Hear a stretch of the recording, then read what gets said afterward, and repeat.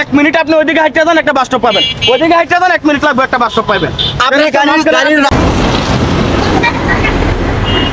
এই ভাই ভাইয়া, এই ভাইয়া কি হয়েছে ভাই? একটু সাইডে আসেন। কি ভাই এটা তো বাস স্ট্যান্ড না, তা আপনার সমস্যা কি হইতেছে? আপনি যাইতেছেন ওদিক দিয়ে যান। এটা আমার সমস্যা না, এদিকে আসেন, শোনেন। আরে ভাই ঝামেলা করেন না তো। আরে মেয়ে দেখেন, আপনি কি এটা বাস স্ট্যান্ড নাকি? সুন্দর করে বুঝাতে চাইলে তো আপনারা বোঝেন না। আপনাকে যখন থাপড় মারবো তখন হয়তো আপনার মাথার হ্যাং খুলবে, তার আগে তো শুনবেন না আপনার কথা। এটা কি আপনার বাস স্ট্যান্ড? ঠিকই বলতেছে। ওই সামনে একটা বাস স্টপ আছে, ওই একটু সামনে 1 মিনিট সময় লাগে না হাঁটতে। আপনি যে এখানে যে একটা রানিং রাস্তার মাঝখানে এসে দাঁড়ায় মাঝখানে এসে গাড়ি সিগন্যাল দিয়ে থামাইতেছেন।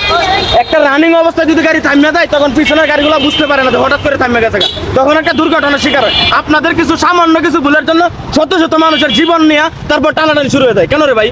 1 মিনিট আপনি ওইদিকে হাইটে যান, একটা বাস স্টপ পাবেন। ওইদিকে হাইটে যান, 1 মিনিট লাগবে, একটা বাস স্টপ পাবেন। আপনি গাড়ির রাস্তার মাঝখানে দাঁড়ায় গাড়িটা সিগন্যাল দিছে, আপনি উঠতে গেলে পিছনে সমস্ত গাড়ি জাম হয়ে যাবে।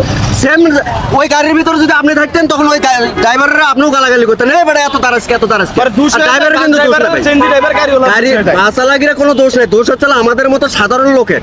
আপনি ভালো কথাই বলছো ভাই, সাধারণ লোকের এমনি আপনি কোনো মন খারাপ ভাই আসেন, ওই যে সামনে বাস স্টপ আছে, আমরা আমিও যাইতাছি। যেন পারি আমি সেখানে দাঁড়াই। বাসে উঠবো, আমি চাইলে এখান থেকে উঠতে পারতাম, আমি বাস উঠবো। আসেন সামনে আসেন, সামনে বাস স্ট্যান্ড আছে, এখান থেকে উঠে যান।